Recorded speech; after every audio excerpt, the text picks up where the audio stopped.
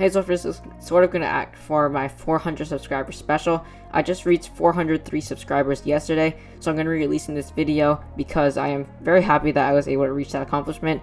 Thank you all for that, and I hope to continue with this journey, and yeah, let's get on with the video. So this is going to be the Team Draft Thursday race. I've raced this race quite a bit earlier on when I was doing a lot of Zwift racing, and I would do this race weekly. I would try some tactics and all that fun stuff, and this week I decided to come back, but my fitness was not at its best, so I didn't try any tactics or anything like that because my legs were pretty tired from the cross-country race that I did do the day before. But it was a very interesting race, and you're about to see what happens in the race later on in this video. Stay tuned. There are two riders that I've raced with quite a bit in this race, and that's going to be Eric from Zwift Insider and Derek from Team Rush. Derek actually manages the event, which is pretty cool, and Eric is the owner of Zwift Insider, which is pretty much the largest place for all the Zwift news, tips, and all that fun stuff.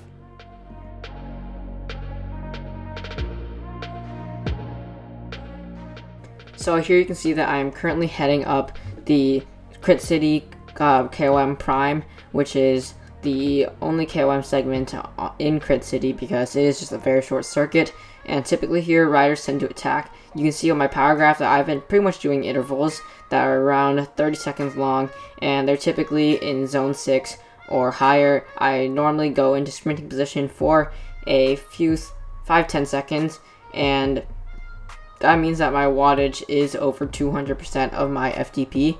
So that would be probably around 320 watts for me.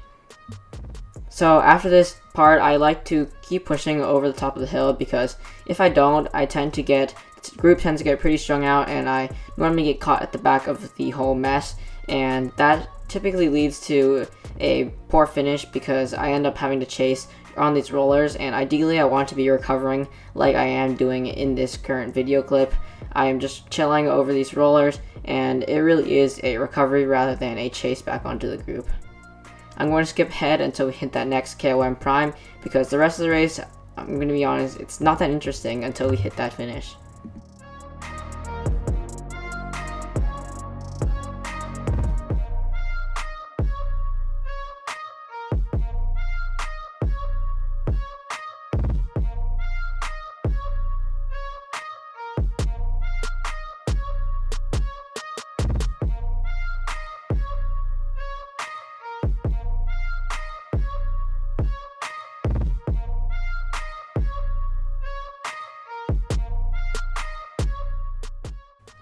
Okay, now for the next prime segment, and right here you can see that I'm already in sprinting position because I was really anticipating a lot of attacks on this part of the course because this is typically when riders tend to attack, and this is where I've been attacking recently when I have been doing these crit races because this is where you can normally get a good gap on the riders because on the penultimate lap, that's when riders are not really expecting attacks and they're not really going to try anything or try to chase because they want to be saving their energy for that final lap where the finish is going to be crucial because you don't want to be chasing the entire time and just pull all the other riders back to the riders off the front because that'll just waste all your energy and you'll end up having no energy left for that finishing sprint.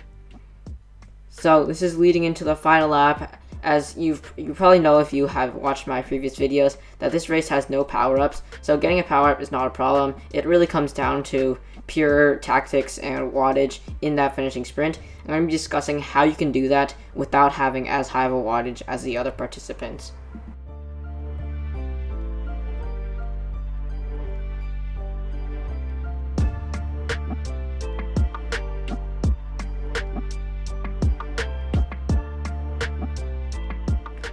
Right here, you can see that I do put in a small surge because there is some separation in the group, and I'm not sure if some of the stronger riders in this group are going to try to pull off an attack. So I try to stay near the front of the group and really stay on top of things in this situation. So I'm going to start talking about my tips for that finishing sprint.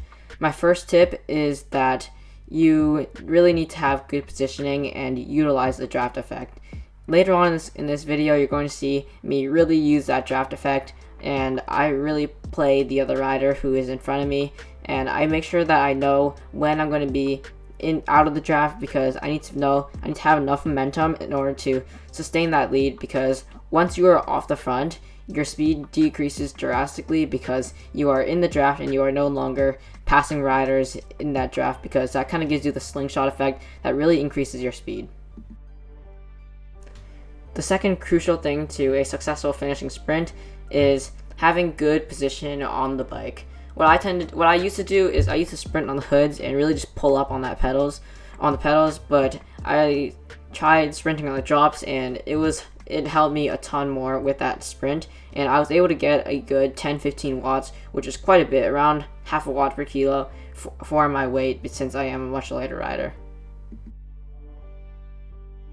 The third thing is having good positioning in the pack. Later on in the clip, you are going to see that this is very similar to a drafting topic, but I made sure that I was not too far back when that sprint started, and I started to gain momentum before I actually ramped up my sprint fully, and I kind of do a mini surge before doing my final surge. And you're going to see right here, I'm going to take a quick pause right now, and I'm going to really talk about what I did right in this situation. So right here, I slowly began to move up through the riders, and I was keeping my wattage pretty mellow, but right here I put in a pretty big surge, and I saw that Derek Rush was just starting to surge, and I know that he is a rider who has a strong around 1 minute power, but he starts to fade towards the end of the sprint.